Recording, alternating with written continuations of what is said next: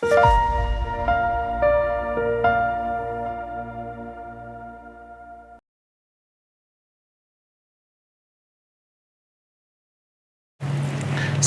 warahmatullahi wabarakatuh.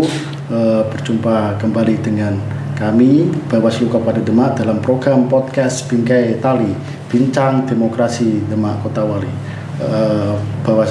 Sahabat Bawaslu Kabupaten Demak, dalam Bingkai Tali kali ini Bawaslu Kabupaten Demak menghadirkan tema dan narsum yang sangat spesial di momen Hari Santri ini, dengan tema Santri dan Demokrasi Menjaga Nilai dan Merawat Bangsa. Nah, tentu tema tersebut akan dibawakan langsung dengan narsum yang spesial juga dari kalangan pesantren, yaitu Lurah Pondok Fathul Huda Karanggawang, Kecamatan Sayung, Kabupaten Demak, yaitu beliau Gus Muammar Sabik. Langsung saja, karena beliau sudah hadir di samping kita, sudah saja kita awali. Assalamualaikum Gus. Ya, waalaikumsalam. Gimana kabarnya? Alhamdulillah baik Mas. Mungkin lebih nyamannya kalau dipanggil Kang gitu. Oh, Kang. Oke, Kang. Lebih enak gitu, ya. Oke. Langsung boleh dimulai pertanyaannya? Boleh.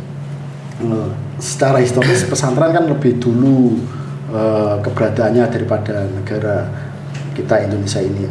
Bagaimana peran pesantren dalam perjuangan demokrasi di Indonesia? Oh ya, tentunya kita sangat paham betul, apalagi yang dedikasi kita selaku santri ataupun beberapa orang-orang yang terlibat penuh di dalam kehadiran bangsa dan keutuhan bangsa ini.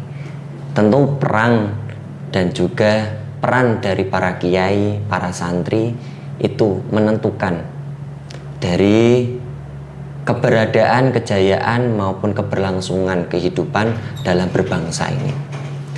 Betul apa yang dikatakan oleh sahabat dari Bawaslu, bahwasanya Mas Ayam, saya panggil Mas gitu ya. Peran-peran kita dari dunia pendidikan itu memang jauh lebih dulu daripada keutuhan bangsa ini. Kenapa demikian? Terutamanya mengingat ini momentum yang sangat tepat, sangat pas, yaitu Hari Santri tanggal 22 Oktober. Tentunya kita tahu satu kans yang menjadi diplomatik dan juga semangat giroh pergerakan kita sebagai pejuang pemuda santri yang berlatarkan dari pondok pesantren, yaitu resolusi jihad, yang mana dikumandangkan oleh beliau Hadratul Syekh Kiai Haji Hasyim Asy'ari. Dan itu diantara isi-isi poinnya yang membuat kita benar-benar rela jiwa raga untuk melanjutkan dari kemerdekaan pada 17 Agustus 1945, yaitu beliau memberikan pesan kepada santri, kepada siapapun masyarakat yang berada dalam radius kurang lebih 94 km maka dihukumi fardu ain. Secara spontanitas kita sebagai seorang santri dalam sejarah, tentunya ini kata-kata fardu ain adalah personality. Jadi itu harus dilakukan secara pribadi, rela hartanya ditinggal, keluarganya ditinggal demi apa? Keutuhan negara ini. Ketika kita bisa beragama dengan nikmat, ketika kita bisa beribadah dengan utuh, tapi bangsa tidak dengan keadaan yang baik, maka tidaklah nyaman. Itulah yang menjadikan resolusi jihad ini sebagai perombak sekaligus stimulus dalam berjuang kita untuk menjaga keutuhan NKRI. Maka kemudian ini menjadi hal yang sangat penting pada momen-momen besar setelahnya. Di antaranya adalah 11 November. Tentunya itu peristiwa yang sangat besar pula. Nah, kurang lebih itu merupakan satu hal yang membuat kita harus ingat betul latar belakang santri itu sangat-sangat, santri dan pesantren itu sangat-sangat harus diperhitungkan. Jangan sampai ada orang berbicara tentang negara tapi melupakan perjuangan dari pondok pesantren dan santri kiai ulama itu sendiri. Baik, kan? Kurang lebih seperti itu. Tadi kan dibicarakan jenengan itu seorang lurah pondok pesantren Fatuluda. di pondok Kang Muammar sendiri. Ini santrinya berapa, Kang? Kurang lebih di pondok kita itu ada nama istilah itu dua. Satu santri mukim, yang dua ada santri laju, atau kalau orang dulu itu panggilnya santri kalong. Nah, di antaranya kalau utuh keseluruhan insya Allah ada 1.000 ya, yang di madrasah itu kurang lebih. Kalau yang mukim putra putri kurang lebih sekitar 750-800, kurang lebih seperti itu, Mas Azam.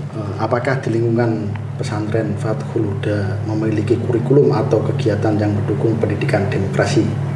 Selama saya berkutat dan juga berada dalam lingkungan pesantren di Fathul Huda, saya merasakan ada beberapa, dan diantaranya itu dimuat dalam materi pembelajaran, baik itu di mapel-mapel pelajaran ataupun di dedikasi, di contoh-contoh real seorang kiai menerapkan bagaimana sistem demokrasi, bagaimana sederhananya seorang santri dalam mengambil keputusan dan lain-lain.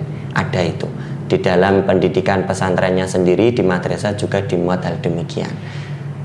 Baik, terkait tema hari ini kan relasi antara santri dan demokrasi itu nggak bisa dipisahkan. Ya, betul.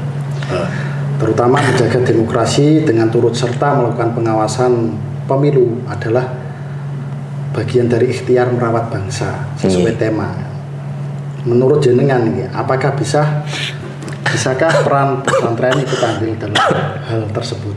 Maksudnya dalam pengawasan partisipatif. Bisa dilihat dalam beberapa faktor ataupun aspek.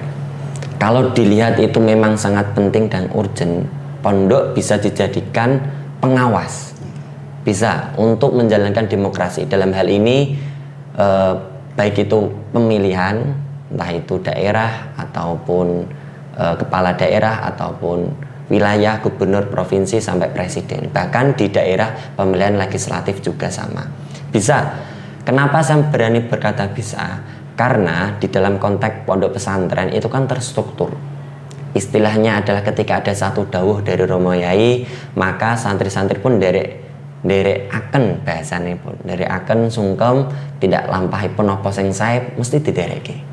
Mboten badhe memutarbalikkan atau bahkan memungkari dari dawuh Yai tersebut. Otomatis ketika pesantren dijadikan salah satu media untuk pengawas itu sangat bisa.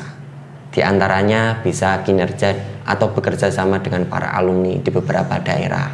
Tentunya sangat bisa karena kita memiliki banyak polarisasi ataupun cabang-cabang dari santri yang bermukim ataupun yang sudah alumni di beberapa daerah-daerah. Tentu ini saya melihat sisi aspeknya bisa untuk dijadikan sebagai pengawas demokrasi.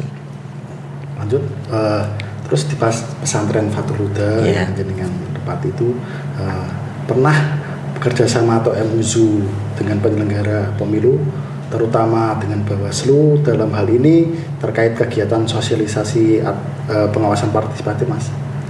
Kalau bekerja sama MUZU dengan Bawaslu sampai hari ini saya belum pernah melakukan, apalagi ketika masa jabatan saya kurang lebih 4 tahun terakhir ini belum. Cuman dalam demokrasi terakhir, baik itu di 2019 ataupun di 2024, kita juga melakukan yang namanya edukasi, bekerja sama dengan penyelenggara, baik itu dari KPU dan juga mungkin ada salah satu perwakilan dari pengurus ataupun apa untuk diikutkan dalam pengawasan yang diselenggarakan oleh Bawaslu. Kita pun juga sama, tapi untuk taken sampai MUZU kemungkinan dalam beberapa tahun terakhir ini belum, tapi bisa saja nanti dilihat. Welcome lah dari kita, welcome, karena kita juga sangat mendukung demokrasi asalkan titik poinnya kembali ke rakyat. Jangan sampai ini hanya menjadi semacam ladang kepentingan tertentu. Enggak, saya kira kemaslahatan lah yang menjadi titik poin dari pondok pesantren mendukung demokrasi itu tadi. Baik, terkait pengawasan di pemilu ini kan, Bawaslu kan ada pencegahan terkait pencegahan pelanggaran, Iya. Hal ini sejalan dengan kaidah usul fikih, yaitu darul mafasid muqaddamun ala jalbil masolih. Itu kan mendahulukan pencegahan kerusakan. Apakah pesantren bisa menjadi agen perubahan dalam mendorong pencegahan pelanggaran pemilu? Iya, tentu bisa, sangat bisa. Seperti yang saya ungkapkan tadi, kita memiliki polarisasi alumni, ikatan dari pesantren yang dulu sudah pernah bermukim belajar kemudian pulang ke daerah masing-masing. Tentunya bisa. Ketika ada teken MOU otomatis dawuh dari dalem, dawuh dari masyayikh, dari kiai nanti akan disampaikan oleh alumni. Dalam hal ini ketika menjadi agen pengawas maka itu sangat bisa. Tentunya selaras dengan konsep-konsep Islami. Seperti itu tadi, darbul mafasid muqaddamun. Jadi hal-hal yang mencegah kemungkaran, mencegah kerusakan, maka itu sangat dianjurkan untuk didahulukan bagi santri seperti itu, daripada menarik dari kemaslahatan, kebermanfaatan itu tadi.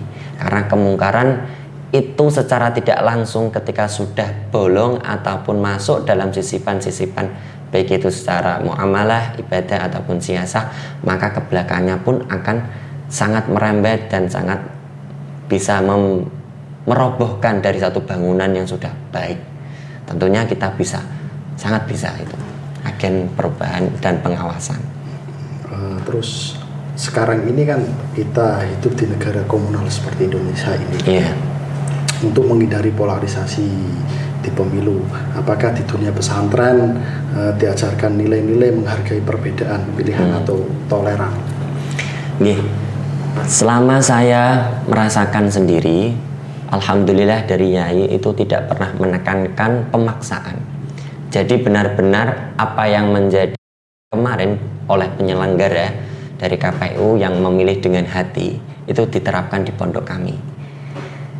Tergantung dari instruksi seperti apa, meskipun tapi dalam demokrasi pemilihan seorang kepala daerah, gubernur ataupun presiden bahkan legislatif yang memberikan kebebasan dalam hal hati para santri yang sudah memiliki hak suara untuk bisa memilih dengan tanpa adanya paksaan.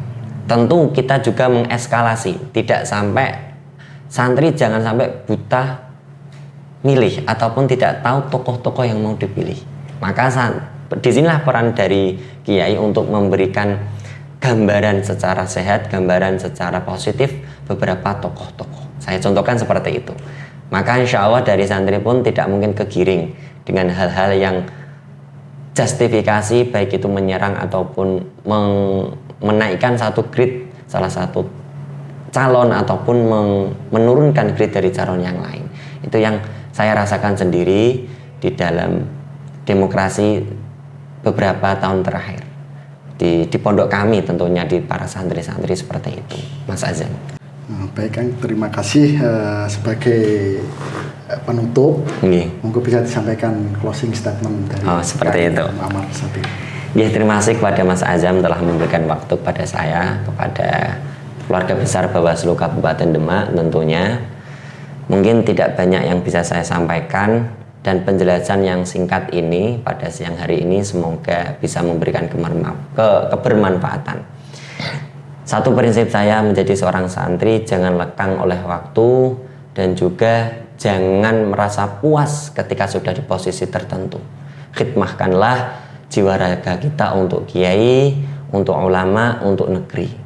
Dengan niatan seperti itu, apapun kita nantinya sebagai seorang santri mewarnai kebangsaan ini, mewarnai kinerja ataupun produktivitas kita yang bisa dibaktikan untuk negeri ini, tentunya akan berlangsung dan bermanfaat dengan baik. Nah, kurang lebih seperti itu yang dapat saya sampaikan sebagai closing statement. Sebagai seorang santri Fakultas, saya sangat bangga dan juga saya sangat menghormati para alumni, terutamanya takdim kepada para guru itu suatu kewajiban bagi saya pribadi dan beberapa santri-santri yang lainnya. Begitu kurang lebihnya dari saya. Terima kasih Mas Azam atas waktunya. Terima kasih Kang Muhammad Sabik atas waktu dan ilmu yang disampaikan. Semoga bermanfaat dan bisa memberikan keberkahan bagi kita semua. Baik sahabat Bawaslu Kabupaten Demak, begitulah bincang demokrasi Demak Kota Wali ini dengan tema santri dan demokrasi, menjaga nilai dan merawat bangsa. Kurang lebihnya mohon maaf. Bersama rakyat awasi pemilu, bersama Bawaslu tegakkan keadilan pemilu. Wallahul muwaffiq ila aqwamit thoriq. Wassalamualaikum warahmatullahi wabarakatuh. Waalaikumsalam warahmatullahi wabarakatuh. Terima kasih Mas. Nih.